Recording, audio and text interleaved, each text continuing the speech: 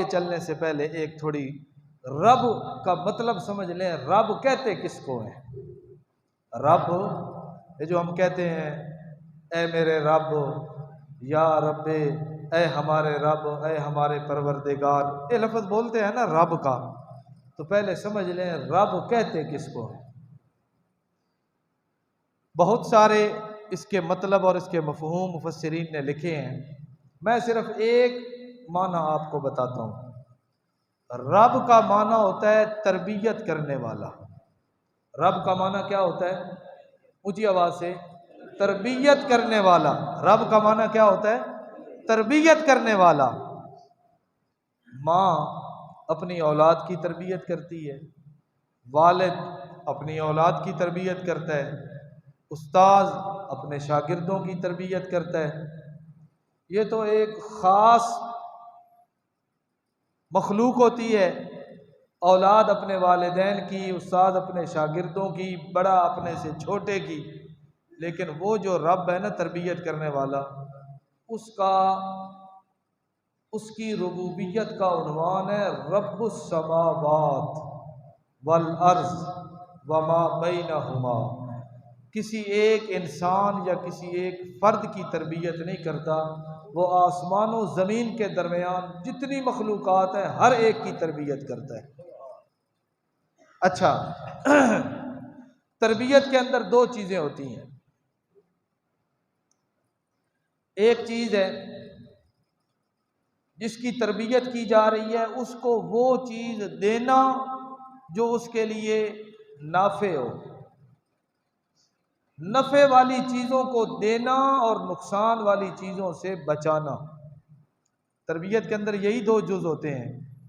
جو نفع والی چیزیں ہیں وہ اس کو دی جائیں، وہ اس کو مہیا کی جائیں، وہ اس کو میسر کی جائیں، اور جن چیزوں سے نقصان ہوتا ہے ان چیزوں سے اس کو بچایا جائے.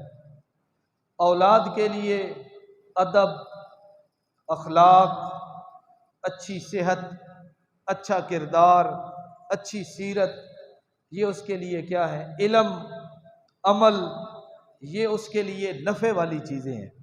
یہ اس کے لیے کیا ہے؟ نفع والی. تو والدین اپنے اولاد کو یہ چیزیں دیتے ہیں.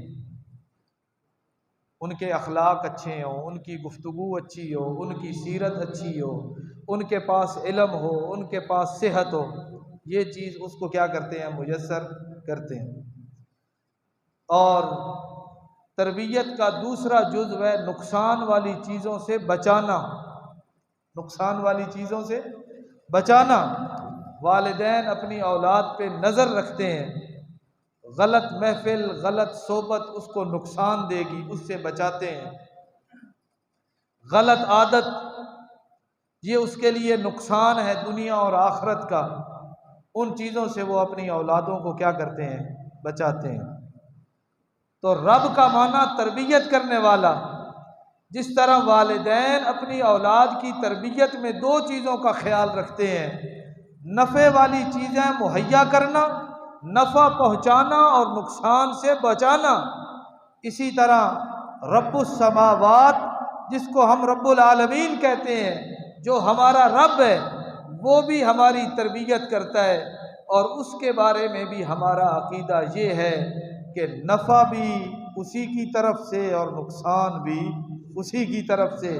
نفع دینے والی ذات بھی وہی ہے اور نقصان سے بچانے والی ذات بھی وہی ہے. اب اس پر قرآن مجید کی آیت دیکھیں.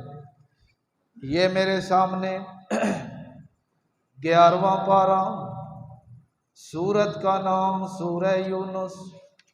اللہ رب العزت فرماتے ہیں وَلَا تَدْعُ مِن دُونِ اللَّهِ مَا لَا يَنفَعُكَ وَلَا يَضُرُّكَ. اللہ رب العزت اپنے پاک پیغمبر کو مخاطب کرتے ہوئے یہ بات کہہ رہے ہیں، اصل مقصود امت کو سمجھانا ہے.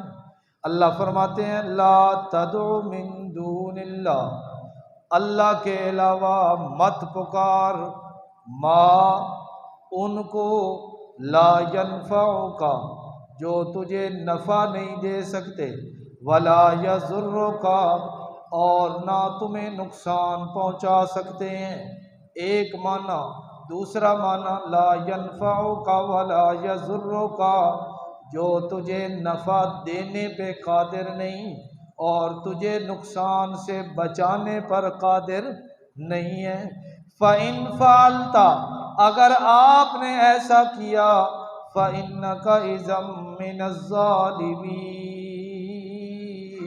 اگر اللہ کے علاوہ کسی اوروں کو پکارا گیا، پکارنے والا، اللہ فرماتے ہیں فَإِنَّكَ إِذًا مِّنَ الظَّالِمِينَ، وہ بندہ بھی ظالموں میں سے ہو جائے گا۔ اور قرآن مجید کی زبان میں ظالم مشرک کو کہتے ہیں۔ ظالم کس کو کہتے ہیں؟ مشرک کو کہتے ہیں۔ یہ میرے سامنے 7واں پارہ، اللہ رب العزت فرماتے ہیں ان الشرک لظلم عظیم، شرک سب سے بڑا ظلم ہے۔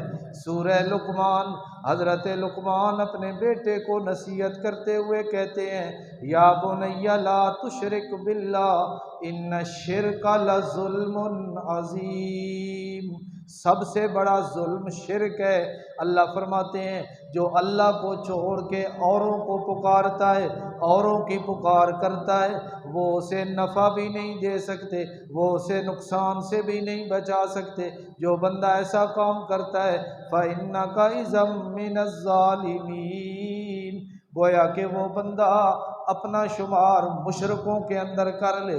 اگلی بات اللہ فرماتے ہیں وَإِن يَمْسَسْكَ اللَّهُ بِضُرٍّ فَلَا كَاشِفَ لَهُ إِلَّا هُوَ وَإِن يُرِدْكَ بِخَيْرٍ فَلَا رَادَّ لِفَضْلِهِ، یہ آ گیا وہ معنی۔ رب کا معنی تربیت کرنے والا، اور تربیت کے اندر دو چیزیں ہوتی ہیں، نفع دینا، نقصان سے نفع دینا اور نقصان سے بچانا۔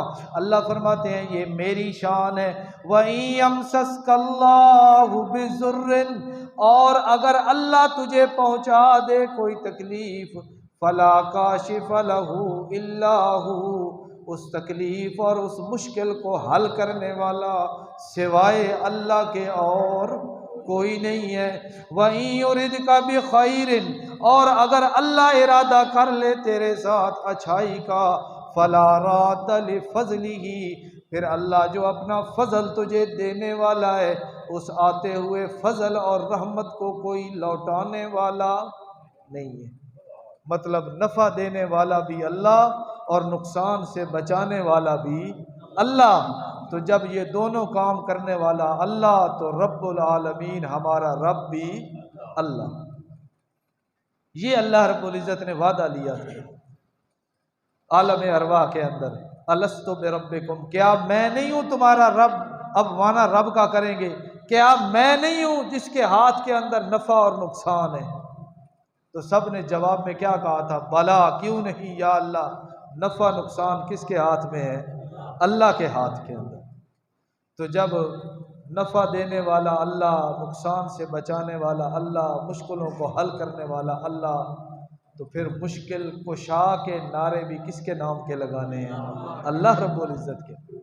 پھر کوئی نبی ولی حضرت علی مشکل کشا نہیں ہے، پھر مشکل کشا اکیلا کون ہے؟ اللہ رب العزت کی۔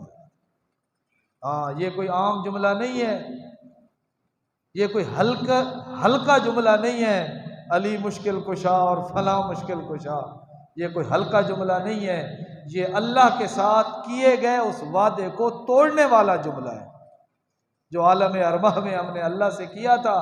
یا اللہ، نفع نقصان کا مالک تجھے سمجھیں گے، اور جو دنیا میں آ کے نفع نقصان کا مالک اللہ کے کسی نبی کو سمجھے، ولی کو سمجھے، حضرت علی کو سمجھے، اماموں کو سمجھے، بزرگوں کو سمجھے، زندہ اور مردوں کو سمجھے، وہ اللہ کے ساتھ کیے گئے وعدے کو پورا نہیں کر رہا، بلکہ وہ وعدوں کو کیا کر رہا ہے؟ توڑ رہا۔ تو اللہ کے ساتھ کیے گئے وعدوں کو کیا کرنا ہے؟ پورا کرنا ہے۔ اللہ اکبر۔ اس کی تھوڑی سی اور تشریح، یہ میرے سامنے سورت کا نام سورہ یاسین، آپ میں سے اکثر لوگوں کو یہ صورت یاد بھی ہے۔ اللہ رب العزت فرماتے ہیں قیامت کا دن ہوگا اور اللہ رب العزت لوگوں کو جمع کریں گے اپنے سامنے، اعلان ہوگا وَامْتَازُوا الْيَوْمَ أَيُّهَا الْمُجْرِمُونَ، اے مجرموں آج الگ ہو جاؤ، آج تم نے میرے نیک بندوں کے ساتھ نہیں کھڑے ہونا، ان کی صفیں الگ تمہاری صفیں الگ، ان کا انجام جنت تمہارا انجام جہنم، آج الگ ہو جاؤ مجرموں۔ جب مجرم الگ ہو جائیں گے، وعدوں کو توڑنے والے بندے الگ ہو جائیں گے، اللہ رب العزت وہاں پر کیا کہیں گے؟ سورہ یاسین گھروں کے اندر جا کے اس آیت کی ترجمہ اور تفسیر ضرور دیکھنا۔ اللہ رب العزت ان سے پوچھیں گے الم اعہد الیکم یا بنی آدم اللہ تعبدوا الشیطان انہ لکم عدو مبین وان اعبدونی ھذا صراط مستقیم۔ اللہ ان مجرموں کو الگ کر کے پوچھیں گے الم اعہد الیکم، کیا میں نے تم سے وعدہ نہیں لیا تھا؟ کیا میرا اور تمہارا معاہدہ نہیں ہوا تھا؟ کس بات پر؟ یا بنی آدم، اے آدم کی اولاد، اللہ تعبد الشیطان، شیطان کی عبادت نہ کرنا، انہ لکم عدو مبین، وہ تمہارا دشمن ہے، وان اعبدونی، اور میری ہی عبادت کرنا، ھذا صراط مستقیم، یہی سیدھی راہ اور سیدھا رستہ ہے۔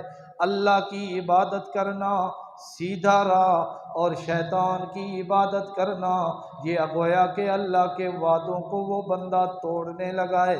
اسی لیے اللہ رب العزت نے اپنے پاک پیغمبر حضرت محمد مصطفیٰ صلی اللہ علیہ وسلم سے اعلان کروایا، اے میرے پیغمبر اعلان کر کے بتلا دیجئے قل ان صلاتی و نسکی و محیای و مماتی للہ رب العالمین، اے میرے پاک پیغمبر اعلان کر کے اپنی امت کو بتلا دیجئے میں اپنے اللہ کو اپنا معبود مانتا ہوں، اور جس کو معبود مانا جائے عبادت بھی اسی کی جاتی ہے، اور عبادت کی تین قسمیں ہیں۔ ایک عبادت مالی ہوتی ہے، یعنی انسان صدقہ خیرات اپنا مال جو لگاتا ہے۔ عبادت کی دوسری قسم زبانی ہوتی ہے، یعنی انسان اپنی زبان سے جو کلمہ جو بولتا ہے۔ تیسری عبادت کی قسم بدنی اور جانی ہوتی ہے، انسان طواف کر کے، قیام کر کے، رکوع کر کے، سجدہ کر کے جو اللہ کی عبادت کرتا ہے۔ اے میرے پیغمبر آپ اعلان کر دیجئے قل ان صلاتی و نسکی و محیای و مماتی للہ رب العالمین، ان صلاتی، بے شک میری زبانی عبادت اور میری بدنی عبادت۔ نماز کے اندر دو عبادتیں ہوتی ہیں، انسان زبان سے بھی اللہ کی تعریف کر رہا ہے، انسان اپنے بدن اور جسم سے بھی اللہ کی عبادت کر رہا ہے۔ اے میرے پیغمبر اعلان کیجئے ان صلاتی، بے شک میری نماز مراد میری بدنی عبادت اور میری قولی عبادت، و نسکی، اور میری قربانی مراد میری مالی عبادت، قربانی کا جانور پیسوں سے بندہ لیتا ہے، اور میری مالی عبادت، و محیای و مماتی للہ رب العالمین، وہ اللہ کے لیے، حتیٰ کہ میری زندگی بھی اللہ کے نام، میری موت بھی کس کے نام؟ اللہ